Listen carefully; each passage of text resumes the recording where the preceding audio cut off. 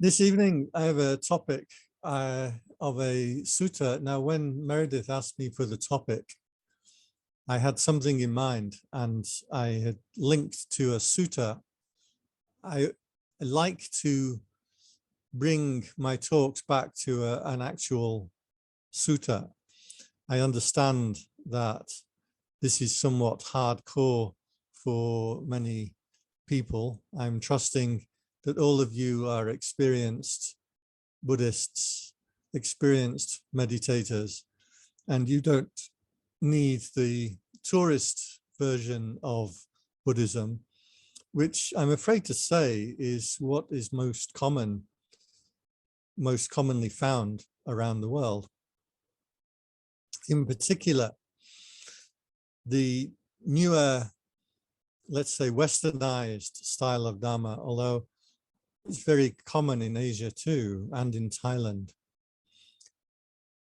has a approach whereby a lot of what the Buddha taught is ignored, and instead has come up a kind of lifestyle practice.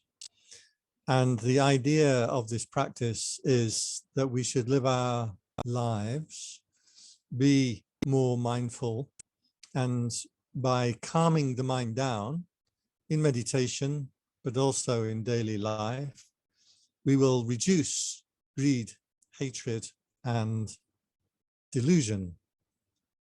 Lopa, moha, dosa.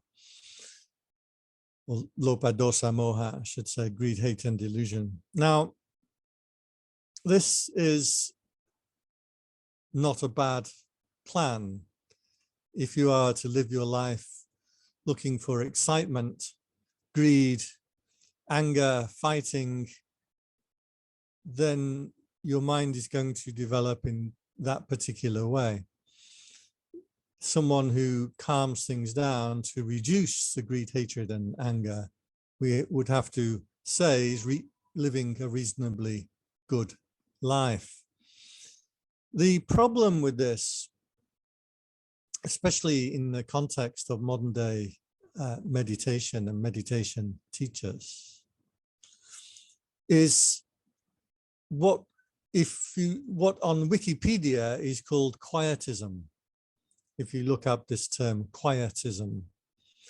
And the idea of, or the accusation of Quietism is that by making the mind quiet, by refusing to engage, then one ends up with a rather more peaceful existence, but without worth. All you've really done is stopped wanting stuff, stop disliking stuff a bit. Probably your moha delusion is probably increased. Certainly for me, the more I would calm my mind down in that way, the more I could just indulge in gentle fantasies and ideas and bob my way through life and get my food and clean my room and make everything very simple and very easy. But when I looked at my abbot, who I respected immensely, he was so full of life and opinions and was a powerful speaker, a really strong speaker, and willing to say things that other teachers weren't willing to say. In large part, he was willing to talk about the deeper states of meditation and what can be attained. So I really appreciated this about him, and the feeling that I had from years of practice, at least the way that I had interpreted it. I'd been practicing a way of quietism, of simply trying to dull the mind down. Don't let the mind get too far off onto wanting, hating, delusion, with no real explanation of what greed, hatred, and delusion are. What's the difference between greed and wanting things? Surely it's okay to want things.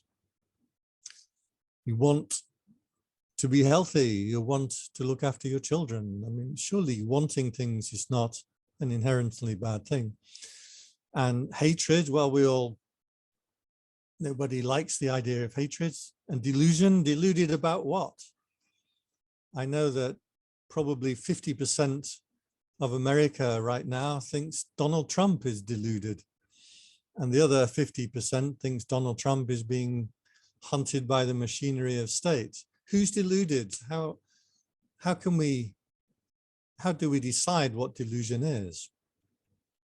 So for a long time, I'd been practicing this kind of quietism practice of meditating, and I could meditate for hours. I could sit for hours, and the mind would just kind of bob along.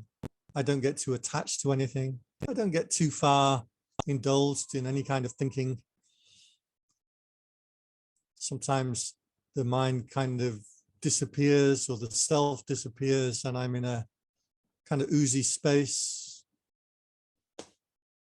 And for a long time, this is what I thought meditation was. This is what I believed Buddhist practice was about. And I now am willing to say that that is completely wrong. I was completely wrong. And I have to say, I was taught in the wrong way. I had been listening to the wrong teachings. When I compare that kind of practice with the suttas have a very vibrant, vigorous, like hardcore Dharma that punches you in the face. This is not a teaching of let's be nice, let's be calm, let's eat vegetarian food.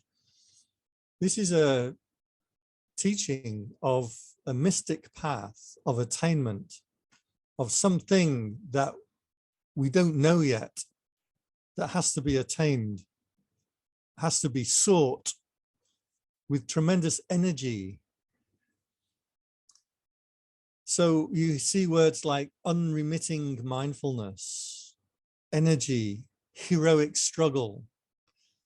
The Buddha said you should practice as if your hair is on fire. If your hair is on fire, you will struggle, you will put forth effort to extinguish that fire. He said, in the same way, you and your consciousness is burning, is on fire.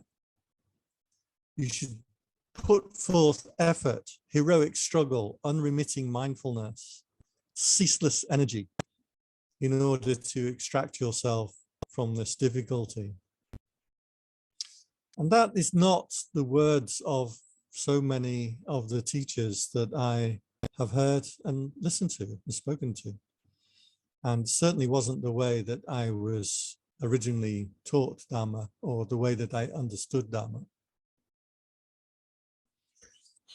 So when I got to Thailand and my abbot was talking about this ceaseless energy, the attainment of jhana, concentration, meditation, the development of jhana into super mundane powers and insights into past lives, into heavens and hells and devas, and into the actual attainment of enlightenment itself. He says you can do it here and now, in this lifetime, is an attainment that can be made, even if it's temporary. It doesn't mean that you are a fully enlightened arahant. You still have work to do, but it is an attainment that can be made.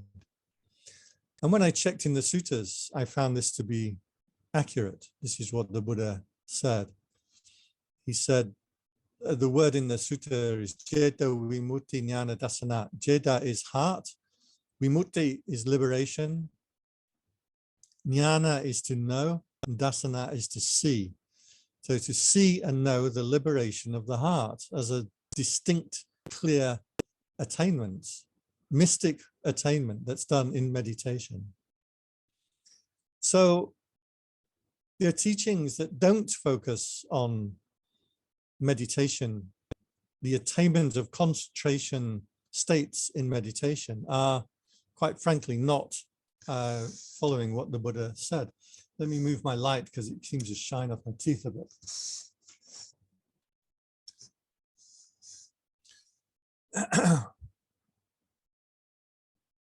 So it took me quite a long time. Very much I've always practiced on my own. I'm not a huge person to follow a teacher. And even my abbot, my former Upajjhaya in Thailand, I very rarely spoke to him. He kind of had these attainments, and he never quite understood why other people don't have the attainments. So he was not particularly useful to talk to. It was nice to speak to him and ask him questions, and then, but he and my other teacher, in fact, Pratteri, used to answer directly, and they would say such weird and odd things that you, well, I don't understand what you're talking about. So they were never terribly useful as teachers, except to keep pointing one back to the depths of meditation as the key to enlightenment. So as I practice this, as one practices, certain experiences come up. And the difficulty with modern day Vipassana teachers is they don't understand what the experiences are and what they mean, and which are the right experiences and which are the wrong ones. And so they tend to knock you back into the practice that they know. So if they watch the breath, whatever experience you report to them, they say, don't get attached to it, come back and watch the breath. Others like walking meditation and like, oh, just keep walking, forget about anything you experience and go back to the walking on the feet. And so on and so forth. And especially for monks, because lay people come and pay respect to monks, and we are taught that people pay respect to the monkhood, not to the person. So we're always taught to separate yourself from the robes and the station. And you are taught, especially in Thailand, that you have an obligation and a duty towards the monkhood to behave in the correct manner and say the right things that are appropriate for the monkhood. But people pay respects and ask you questions, and then you give answers, and then they say thank you, and then you start to think that you are full of good advice. I've seen this so many times, and I've seen it in myself. One person came and asked me for some advice. She was unhappy in her job, and she said, what can I do? Like, I dread going to work. It's so terrible going to work. I said, well, can you give up your job? I know her family is reasonably wealthy and well off. She's not going to be hungry. I said, well, is that a possibility? And then you can look for a new job. A few months later, I saw her. She said, I took your advice and I told my boss to go to hell. Then, that's not what I said. Anyway, it turned out to be the absolute worst advice possible. It turned out the job was the only thing keeping her sane. And when she lost her job or quit her job, she went quite badly off the rails and started to develop some serious problems. So I learned at that time that people may come and ask me for advice just because I'm a monk. It does not mean that I know what I'm talking about, especially when you're giving lifestyle advice. And I've seen it so often when I sit with senior monks and in my time that people come with questions. And of course, if you ask a question, they're going to answer. but doesn't mean that they know what that answer is. I give you another really stupid example that somebody had asked a teacher about taking her driving test in Italy. She's Thai. And he said, boy, I wouldn't do that. Probably thinking those crazy Italians don't know how to drive properly on the streets, and so don't do it. She interpreted that to mean that there would be some karmic consequence or retribution, that if she drives a car, she's going to die or kill somebody. So she refused to drive a car. I saw her 3 or 4 years after this, and she's come back and she's going to see the teacher, who I was also going to see. And she said, can I drive a car now? And he said, why wouldn't you drive a car? He'd just given her an answer because she'd asked him a question. He didn't have any supernatural insight or any good advice, or he just gave an answer because you asked a question. Now she interpreted that to mean, oh, he's cleaned my bad car karma, and I'm now able to go and drive a car. That was her interpretation. Terrible. I've seen the same with advice to students. I was sat with one teacher who I respect immensely. I really do. And there was a girl wanted to come on our retreat. Now, I was the organizer, he was the teacher. And I know that she'd started to attain to jhana meditation, that is deep concentration meditation, and was starting to experience some of these states that you can get into when you meditate for a long time. And he said, I don't want her on the retreat. Now, she wanted to join late. So his reason was, I don't want anybody joining late. My reason was, I know that she's making these attainments and she needs help. So afterwards, while we're during the retreats, she didn't attend. I said, it's a shame because this girl really needed some feedback. And he said, you should never, ever do concentration meditation. He said, the suttas are full of warnings about concentration. Well, I've read the suttas from front to back, from start to finish. I'm not an expert. My Pali, I don't know very much Pali. I know the keywords.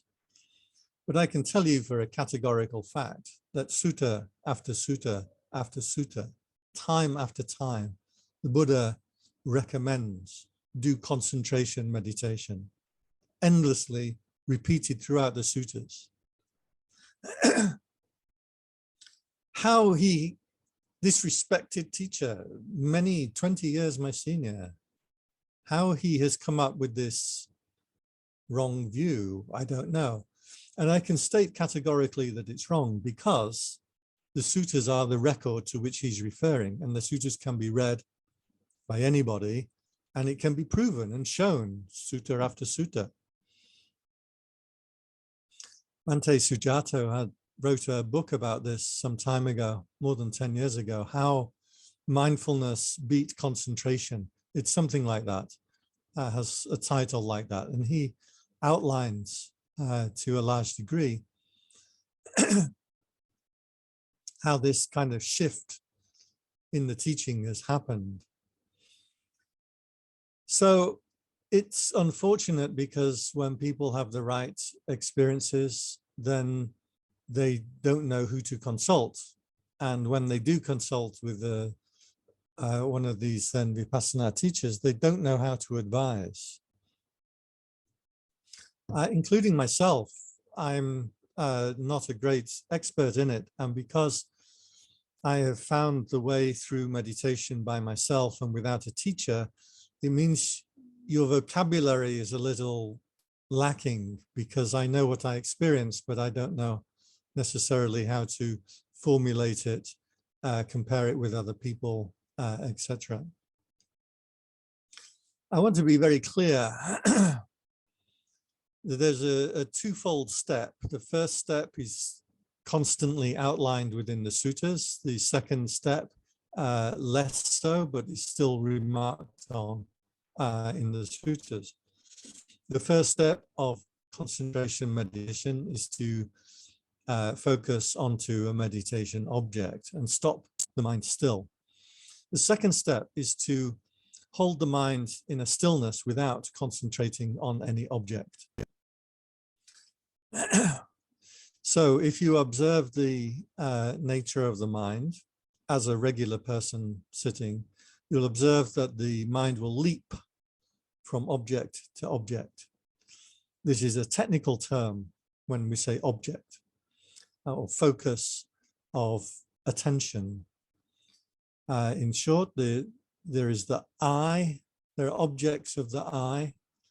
If you bring consciousness to your eye, the objects of the eye will arise in a process called contacting, passa. Means you're now in contact with that object. So if you look around your room right now, you can look at the light switch. Behind me, you might see I have a microwave and a refrigerator. They used to be in my bathroom, but the temple came and demolished my bathroom. If you put your eye onto something, that thing becomes the object of your attention. If you have a Buddha Rupa in your room, you can look at the Buddha Rupa. That is an object now. And while you're looking at that Buddha Rupa, you are not hearing sounds. You are not feeling the feelings in your feet.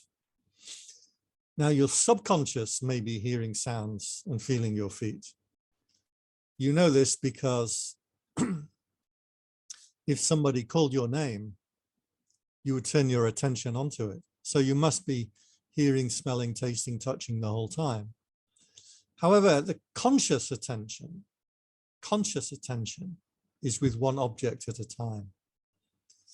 Freud actually listed this system. So he said there was conscious attention, which is on one thing. There is the pre-conscious, that is part of the mind that is conscious of everything going on around you at the moment. And there is the unconscious, which is the storehouse of experiences from the past, which dictates your behavior now, even though you have no access to see what is in the unconscious by definition. So this is not a bad system for us to use. You can turn your attention onto the feelings in your foot, the taste in your mouth, the sounds in your ear. But even the sounds in your ear is not one thing. If you listen to some music, you are able to determine, well, this is the saxophone. The saxophone then becomes your object of attention. The rest of the song becomes the background. If you look at a Buddha image, you can focus on the whole image, or you can focus on the nose or the hair or the hands or what material the image is made from. So it's not like there are actual objects in the world that we perceive. Our perceiving is an internal outward projection. So you determine, I will look at the nose, the hands, the material. I will listen to the saxophone. I will feel the feelings in my foot and not the feelings in my right shoulder. You can move attention around like a spotlight. This process of moving the attention around is continual within human beings. It never stops. It moves from object to object, like a monkey swinging through the trees will grab hold of one branch, let go, to hold on to another branch, to let go, and so on. And this is the process that we experience when you look at the mind directly in meditation. Now, the Buddha said this process can come to a stop, can come to a halt. And this is important. He said that this process of consciousness, which we translate the word vijnana as consciousness, but should be cognizing. This process of cognizing objects can come to a halt. When it comes to a halt, what happens is there will be an intensification of experience. One might assume that if consciousness comes to a halt, then you're dead, unconscious, buried. Almost everything, when you turn it inwards, works in paradox. The opposite happens. So when we do concentration meditation, we're focusing the mind onto one object to the exclusion of other objects. However, forcing your mind onto an object is also an action. So the concentration necessarily has to get lighter and lighter and lighter, and more pristine and more still. Some of the experiences that can arise, one of the first ones that we call piti or rapture. I was a little confused by this term because I was always waiting for my rapture and I never had my rapture. I was like, I'm not a very good meditator. Until I heard some people describing what rapture or piti is. I'm like, oh, I have that. That's in my meditation. So rapture is not where you are overblown by these incredible happy feelings. It's more of an intensification and an energetic body awareness that arises. And again, I've heard people come and describe this to teachers when I've been on retreats. And the teacher says it's just piti, rapture. Come back to the sitting, moving, walking, placing your feet.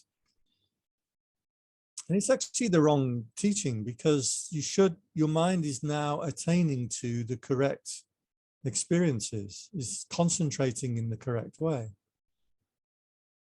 If nobody encourages you, yes, this is the right way to practice, you're attaining to the right way, drop your meditation object and go to the rapture, go to that feeling.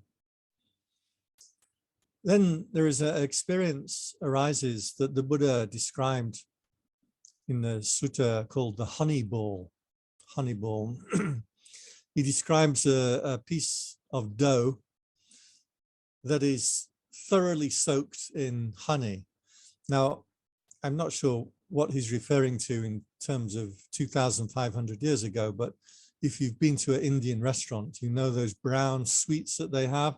It's just like I don't know what they're called. It's like a dough or a piece of bread, but like thoroughly soaked in syrup. And they just give you one about that size. And I remember the first time looking at that thinking, do you call that a dessert? But then when you eat it, you're like, oh God, that's as much as you really want to eat. So the honey ball, the Buddha said, this is how the mind diffuses through the body as it attains to concentration. Consciousness spreads through full body awareness, just like honey is spread and diffused throughout the dough in the honey ball sweet. You can look it up. The sutta is called the honey ball. So these are the right experiences. And what's happening is when the mind stops leaping from object to object, when the mind stops going from one thing to another thing, far from becoming dull or quiet or turning off or losing awareness of the self, all these are experiences that you will have experienced. When it stops in the right way, it coalesces, the mind coalesces. Or in the terms of the suttas, you'll see this translation, concentrates and unifies, becomes one, ekabhava, becomes one. So you have this sense of the mind coming together. It becomes brighter and more powerful and sharper. And this is the correct experience. And it's tricky because at first you don't know if this is just another object of concentration and just another object of your mind or not. However, it soon becomes clear that when the mind shakes with any kind of desiring or intending, immediately you latch onto another object and you lose this nebulous kind of awareness. This is the mind, in the terms of the Thai forest masters, going out to an object, going out to an object. Now, even if that object is a memory, in Buddhism, that's not considered internal, that's considered external. Attention is going out to a thing, this memory of this event, and that will trigger a whole cascade of thoughts, memories, intentions, and you're lost. You're lost. When you catch yourself being in that bhava, becoming, when you catch yourself in that, there is a feeling of returning. When the attention returns, automatically, you want to know, well, where do I put my attention then? Because from day one, since you are born, you are accustomed to the mind holding on to an object. As soon as you wake up in the morning, you start thinking, I'll turn on the light, I'll open the window, turn on the fan. I have a bottle of water every morning as my ritual. Bottle of plain water, supposed to be good for you. As soon as you wake up in the morning, you have this constant mechanism engaged. So, of course, when you're doing the meditation and you hit upon these experiences, the mind immediately says, well, where do I go then? And it gets very tricky to be able to simply stop and be, to hold that bright consciousness, to dissolve into that bright consciousness. So one of the experiences that does come up is brightness, and also this full body kind of tingling awareness where the mind is diffused through the body. You can put attention onto your arm or your leg or your stomach or your breathing. You've just picked up another object. Just hold it in that generalized body awareness. You might feel that the body becomes energized and sits up very strong and very straight. You may feel a power running through the center of the body. Sometimes feels so powerful, you feel that maybe something will break. You may feel that your body is sat over here, whereas you are here, like somehow there's something out of sync, that you are twisted, and you'll feel a kind of writing as if you let go and let the energy pass through, it will come up in this way. Focus on the pleasant feeling of the body, because even if you have a painful body, when you're in concentration, it will be experienced as pleasant. You can then switch also from the pleasant feeling to just happiness. Let go of the body feeling and just be happy. You might put a smile on your face and you rest in that general well-being. All the time, the vibration, the energy, the intensification of the consciousness increases. There are formless jhanas after that, or deep concentration meditations. I personally don't do them. In my school, we bring the attention back and don't allow the mind to get into long states of concentration in that way. We come back to the energization here, so making it brighter and clearer as you are before you enter concentration. So Sariputta, the Buddha's main disciple, when he attained to enlightenment, he was a jhana meditator, and he was taught to enter into the jhana, these concentration states, and then exit and enter and exit, and watch as you exit the meditation, how this whole self then starts to manufacture itself and arise. And that was how he became enlightened. He's always listed as the foremost teacher for wisdom, which ignores the fact that he was actually a jhana, concentration meditator. That was his way of practice. So the suttas endlessly point to this, the start of this path, as being the cessation of consciousness. And again, I want to emphasize, even though we translate the word vijnana as consciousness, it actually means cognizing objects. There is no consciousness without an object of which you are conscious. In fact, there may be, but in Buddhism, we don't use that model. In fact, enlightenment is sometimes described as citta anaramana, which means the citta without an object. But in normal experience, you're never conscious. You are conscious of an object. You are conscious of something, whether that thing is mental or physical or eye, ear, nose, taste, mind, whatever it is. So when the this cognizing process stops, then the path starts to arise, starts to show itself. And I have to say, it becomes clear as one experiences these things that this is the path. There is doubt about how you do it, how you develop it, how you got there, but there is no doubt that this is the path. I want to make that quite clear. So in the sutta I was going to look at today, I can go to my sharing the screen.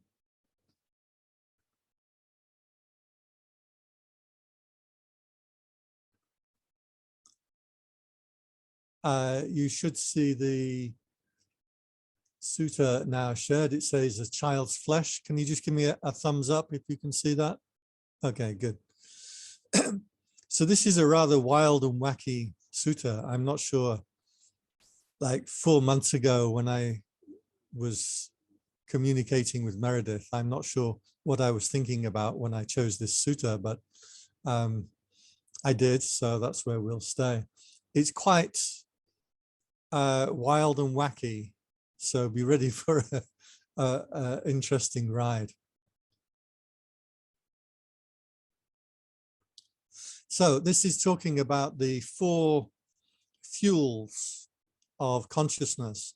Here it means the rebirth. So the 4 fuels that keep one going in a bodily form and propelled from lifetime to lifetime. So mendicants, monks, there are these 4 fuels. You might note that usually in Buddhism, the translation for this word, ahara, is nutriment. So you will see it very often listed as nutriment. And Bhikkhu Bodhi has a pretty good book about nutriment. It's a free PDF book you can find. So nutriment and fuels is the same word. Fuels is Bhante Sujato's definition or translation of the word, and I think is much better than nutriment because it's the fuel that keeps the process of consciousness or cognizing objects going. So there are 4. First of all, the first nutriment is solid food, which means things that you eat. It presumably includes drinking as well. Contact is the second. That means when the consciousness has gone together with the sense and the sense consciousness has arisen, then you have what's called passa, or contacting. So if you put your attention onto your cat right now, you have the sense of contacting the cat. So your cat awareness. Mental intention, mano sanjedana, is the word in Pali. Mano means mental or mind. Cetana is intention. So it's a intention or a direction of mind. In philosophy, intentionality means you never hate, you hate something. You never want, you want something. You never love, you love something. So in philosophy, intentionality means that every action of the mind has an object as its intended object. So that's what is meant by intention when they translate it this way. And consciousness is the fourth. So the four fuels: food that feeds your body, regular physical ordinary food, contacting sense objects, intentionality of the mind or direction of the mind, and consciousness or being conscious of these objects. These four things continue the process of birth and rebirth. So he says, how should you regard solid food? I'm actually going to put the link to the sutta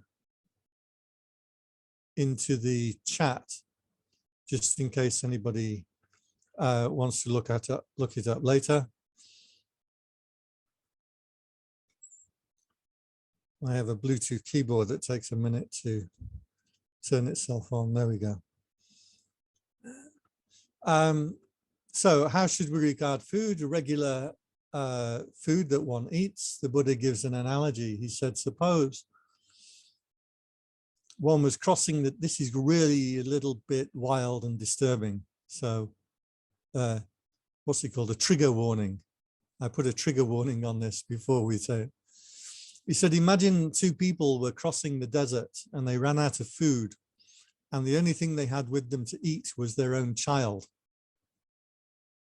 So they killed their child and ate their child. Yeah, I warned you. Would those people eat that food happily and willingly, or would they be reluctant to indulge? The answer is they would be reluctant to indulge. He said, in the same way, we regard solid food as something not to be sought after, not to be enjoyed. He's talking to monks here and talking about the alms food. I must admit, out of all the practices the Buddha gave, I find this one rather difficult.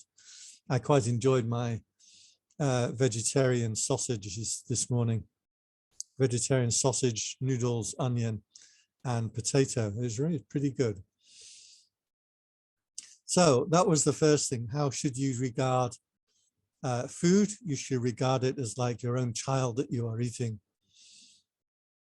We can go to the concluding remark he gives in this. When solid food is completely understood, desire for stimulation is understood. When desire for stimulation is understood, the noble disciple is not bound by any fetter that might return them again to this world. So I told you that these are fuels for rebirth into multiple rebirths. Contacting sense objects. One of my favorite analogies. No trigger warning on this one. Imagine a cow, and a cow sits under a tree and the insects in the tree bite her. So then the cow stands by a wall and the insects on the wall then bite her. So then the cow stands in the water and the insects in the water bite her. She stands in the open and the insects of the open bite her. In the same way, you should regard contacting.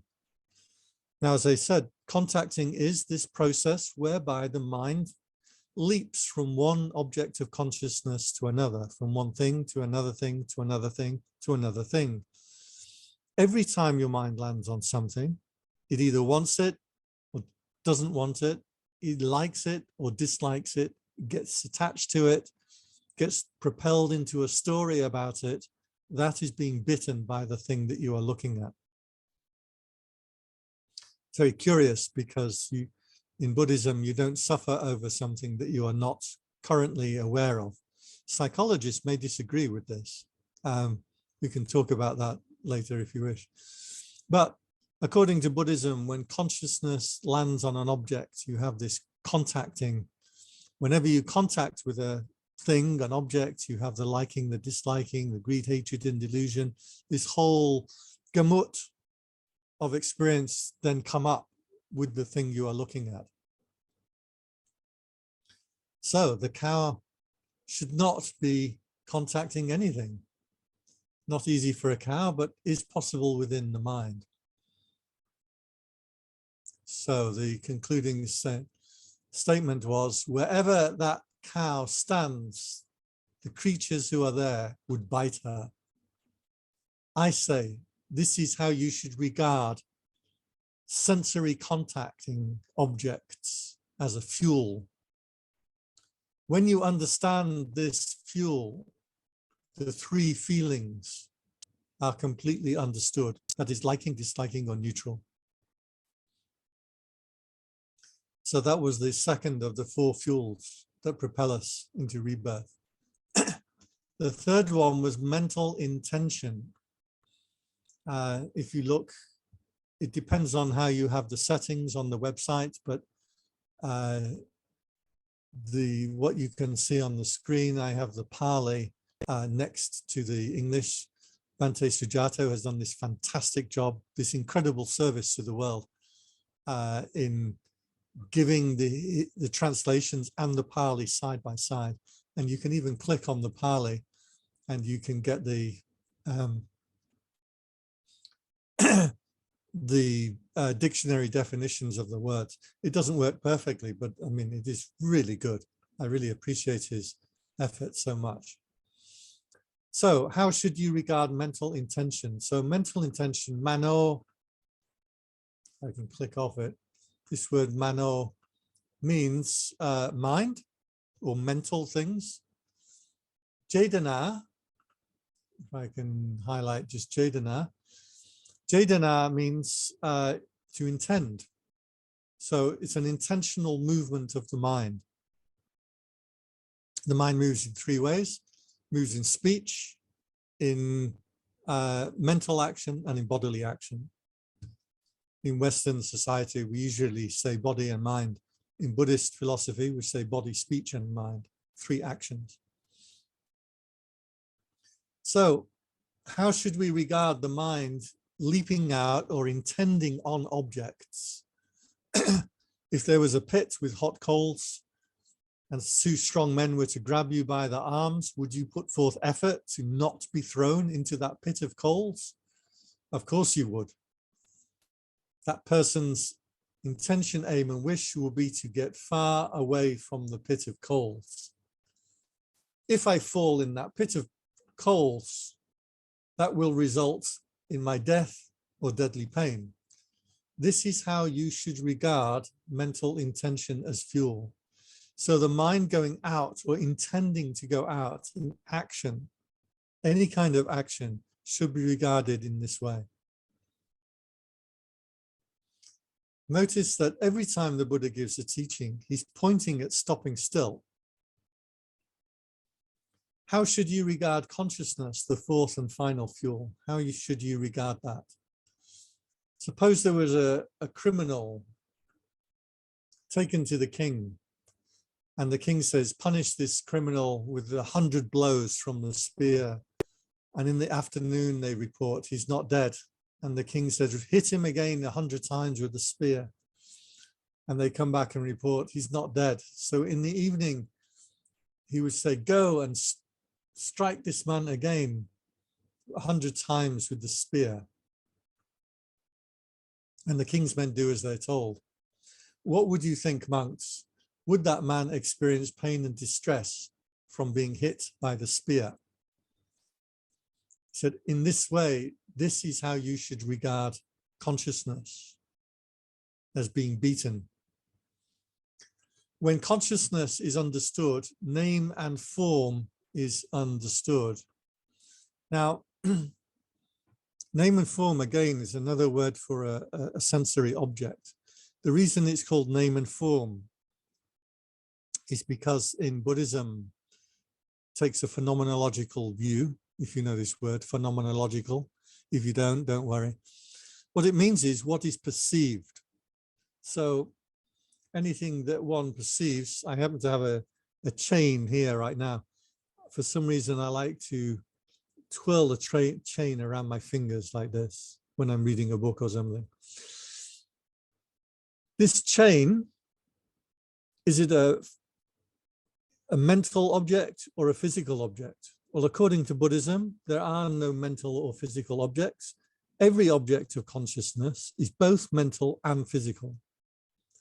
That is, the chain has a solid form. It's made up from elements.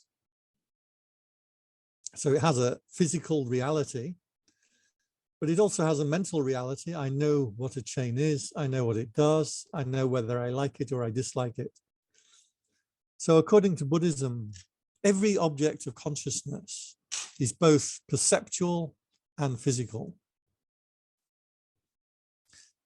Time and time again, over and over again, the Buddha describes enlightenment as bringing an end to name and form. This means putting an end to this process of cognizing objects. When the mental and physical aspects of everything that you can experience are completely understood, the noble disciple has nothing further to do, I say. So understanding the nature of perceptual objects is what, in fact, leads to enlightenment. It can be experienced. The mind can cease from this process, and I can assure you that you don't fall asleep or stop experiencing things. I'm just going to stop the share. That's how. So I'm going to stop there. I hope that what I've said has made sense, and I hope that I've brought it back to the actual sutta, the actual teaching that the Buddha was giving in the way that he was giving it. If there are any questions or comments, then now is the time to raise them. Can I check? Can you hear me? Yes. Thank you. Can I try and summarize what I understood so that you can correct my understanding? You were saying you were advocating following the teaching of the suttas for meditation, but you say that at a certain point where the mind has achieved stillness, there's no need to go forward into jhanas, because it's possible at the time of coming out of that stillness to observe how the mind constructs realities and components of the self, all that. Yeah, just making my coffee. Yes, now you've hit upon a tricky subject. Monks are not supposed to talk about what they themselves experience. And this is a problem with many of the teachers. So what you've just hit upon is kind of at a point where I am doing my own practice. So I don't have the definitive answer for you, but I can point you in the right direction. If you concentrate on an object, like the breath, or metta, loving kindness, or the rising and falling of the abdomen, what you have done is simply change the mind leaping from one thing to another thing, to another thing, to another thing, and stopped it on one thing. However, your mind is still cognizing an object. Yep. You haven't stopped that process of cognizing objects. Correct. Yeah. When you're in the jhana meditation. So that's why jhana cannot get you to enlightenment. And that's why,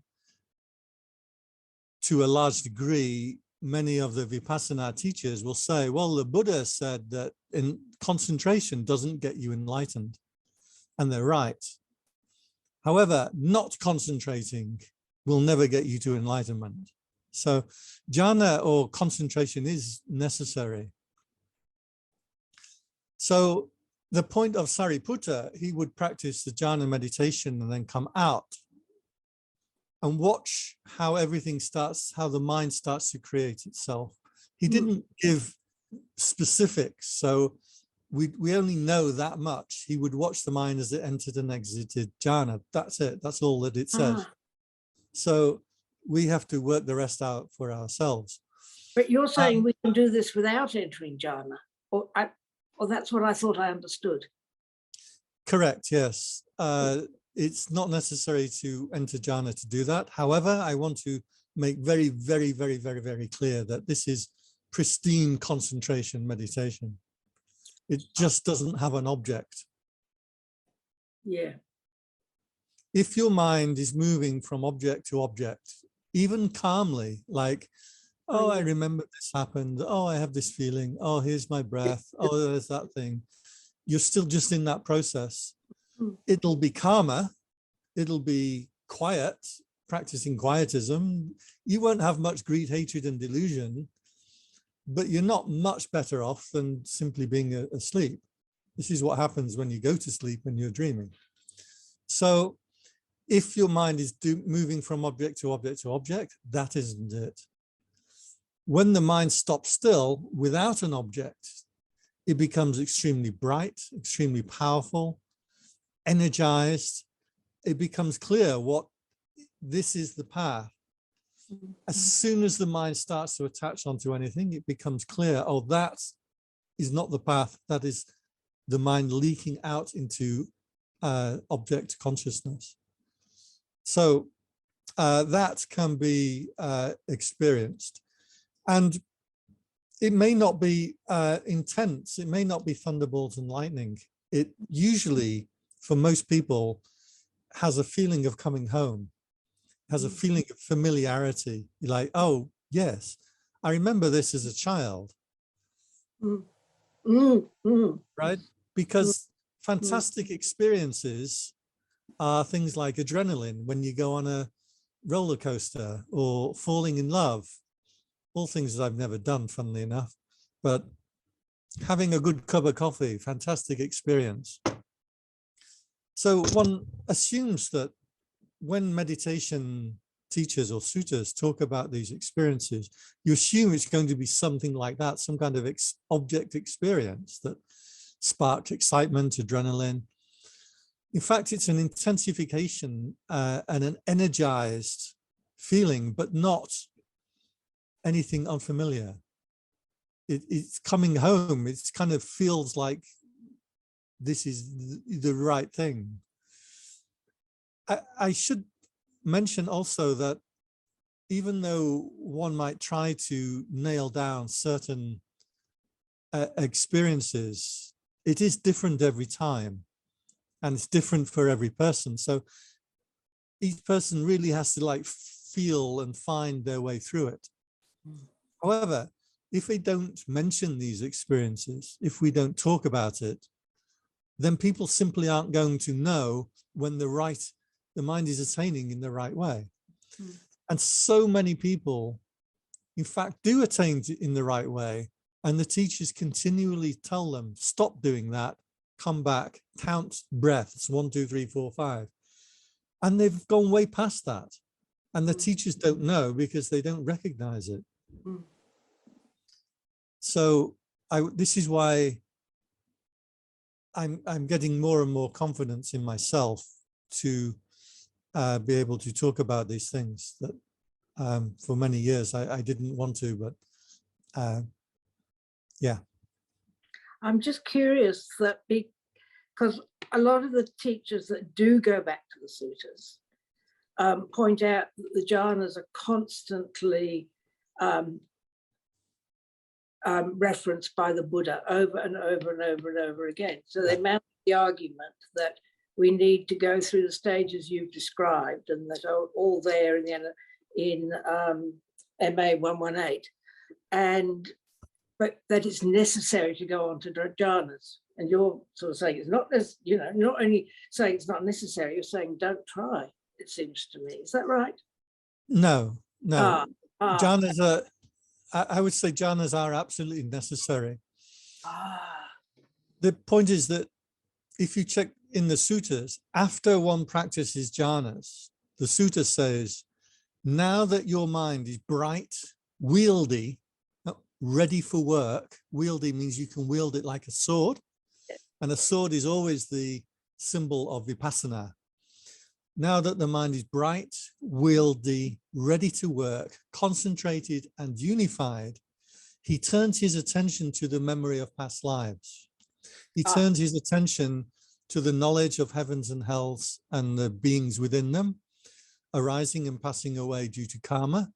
He turns his attention to the state that is the end of the outflowing, the state that is the end of the mind flowing out, end of the asava. So these were the three key insights, which, if you remember the lifetime of the Buddha, he'd practiced his renunciation practices, it didn't work. He practiced his jhana meditation, that didn't get him to enlightenment. On the night of enlightenment, he sat down under the tree and he had three insights: past lives, heavens and hells, and the state of enlightenment itself. Now, it isn't necessary to pass through the jhanas to do that. And in my school of meditation, they don't. They don't even talk about jhanas, because a lot of people are actually able to do that straight away. I would say of the people that used to come on retreat with my my teacher, roughly adults, roughly 1 in 100 or 1 in 200 would be able to do it straight away. Of children, it would be more like 1 in 10. However, if, like me, that doesn't happen, you're going to have to go through this process of jhana meditation. You don't really have a choice. You may happen upon the right way by yourself. That happens. These are called pacceka Buddhas, or accidental Buddhas.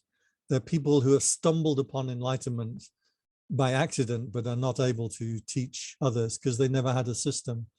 So you might become a pacceka Buddha, you might stumble upon it, but honestly, if you don't sit and practice, you've got no chance.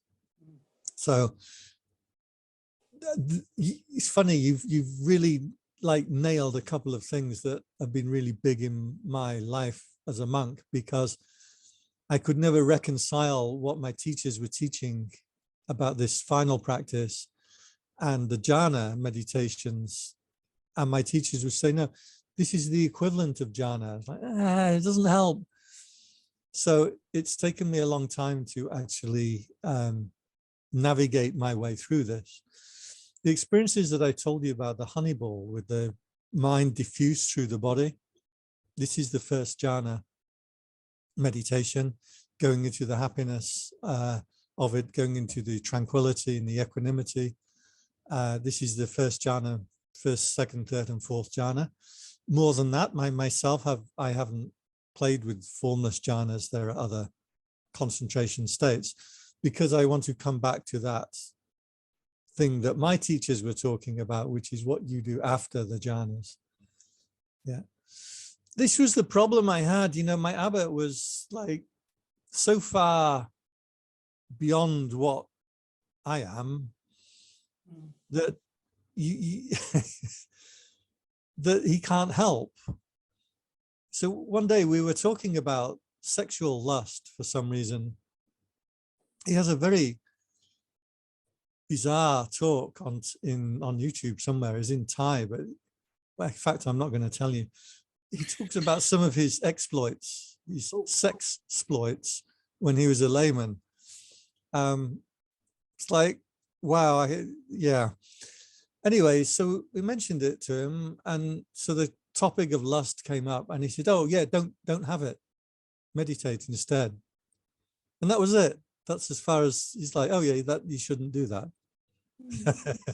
She's like, well, us normal human beings, we have thoughts and fantasies, and everybody has things that arouse them. And he's just like, oh no, don't do it. I can tell you a story if you want, a quick story. He said to me, because he's passed away now, I can tell you these things. He said to me, he was doing this practice and he'd attained to this coalescence of the mind, and he could see all these psychic powers and things, but he hadn't attained to nibbana in meditation, this actual liberation. And his wife said to him, you look very holy and beautiful when you're meditating. This is quite a long time before he became a monk, obviously. And he said, yeah, my meditation's going great. She said, well, you're not very holy when you come back to the bedroom. And he said, I'm doing my duty as a man and as a husband. Are you saying that you don't want me to? And she said, well, I will do my duty as a wife and a lover. But so they talked about it a little bit more, and they both realized that neither of them would be in their 50s by that time. Neither of them actually wanted to carry on sexual relations. Mm-hmm. They'd both gone beyond it and didn't want to do that anymore. And so they both were extremely happy, and they made a resolution with flowers, candles, and incense, and you put it in front of the Buddha image, and you make an adhitthana, or a resolution. And he said that he made the resolution to give up all sexual relations in this lifetime and all future lifetimes. And when he did that, his mind became so happy that he made that final attainment into Nibbana itself. So I probably shouldn't tell these stories, but there you go. I told you anyway. And now it's on YouTube. So what can you do? Anybody else have a question? Thanks for that. You really pointed out, you know, a couple of the things that are important there. Yeah. Anybody else? Questions, comments, or feedback? Or more stories about I got lots of stories about some very bizarre things happened with him. But I have a question. Thank you, Pandit. That was really thought-provoking. I was just wondering, in that sutra, they talked about how you can know all objects in two ways, by name and form. So form is the physical, I'm assuming. So my question is, how do we know the physicality of an object? I mean, from the obvious is that you can feel it and see it, but then how do we know that's true, if it's through our mental? Right. Yeah. So name and form, what it means is it's strictly phenomenological in a philosophical sense. So in philosophy, you had one school of people who said, well, everything is physical matter. Even if you have desires or whatever, it may feel mental, but everything is physical. That's a materialistic viewpoint. The second viewpoint was everything was mental. This was called idealist. And that you cannot know anything physical matter. The only thing that you can know is mental states. Mm. And then there was a third school started by a philosopher called Franz Brentano, who taught Freud.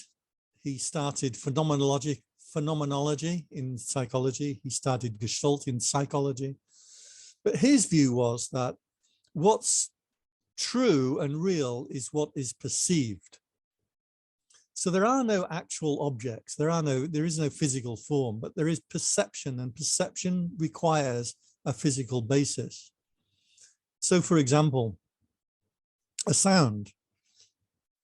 The only way you can have a sound is if there is a physical experience of a sound. And yet your mind will automatically add to that sound a layer of mentality. So if like I hear a sound many days of the cat outside my door, he comes in, he wants to play. And I hear this meow. I cannot hear the meow as just as a physical vibration. I will hear a cat. Now that cat part of the experience is the name, the mentality part of it.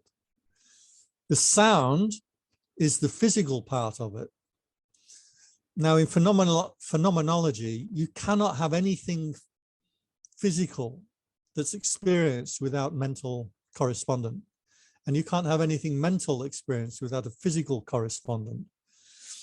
That's a little trickier to understand. But if you take something extremely mental, really, really utterly abstract with no physical basis whatsoever, a good example is the word democracy. And so you could say, well, that's purely mental. However, you cannot get democracy into perceived experience without the word democracy. You either have to say it, you have to think it, you have to imagine the Statue of Liberty in America, you have to imagine the Constitution written by the founding fathers, or well, we're all under the crown, aren't we? So we have to think of the King of England, and that's our you cannot get the perception of democracy without a physical correspondent, a symbol or a word to do it. So according to phenomenology, everything that's experienced will have a physical aspect and a mental aspect.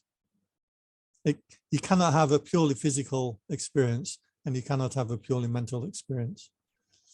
Now, that is a way of viewing the world. It's a model. It doesn't mean that that's ultimately true. For example, if I'm building a bridge, I have to think of that bridge as a purely physical thing. If I think of that bridge as a partly mental thing, I'm not going to build a very good bridge.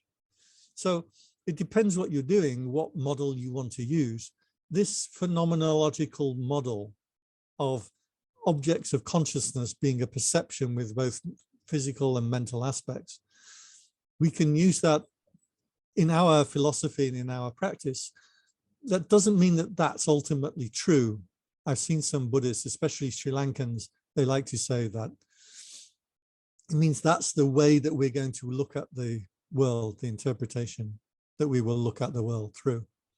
So perceived objects must have a physical and a mental aspect, and that's called name and form. And endlessly, sutta after sutta, the Buddha defines enlightenment as the end of name and form. Well, that probably is a good place to conclude. We're just coming up to 9 o'clock. So thank you very much, Bhante, and to people who were listening and contributing by sharing and by listening. And could you maybe just give us a quick blessing to finish for tonight? Would that be okay? Sabhitiyo vivajantu sambharogo avinasatu mate bhavatwantarayo sukhiti yuko bhava abhiva dhanasi lisani chang vutta pachayino chattaro dhamma vadanti ayuvano sukhang Balang. Thank you all for coming, and it's nice to see you all. As usual, I look forward to coming back. I do have a hope to go back to Australia in May next year. Lovely. I have no idea how we can manage that, or I can probably just stay at the temple or something. But I do have that hope, so maybe I will see you then.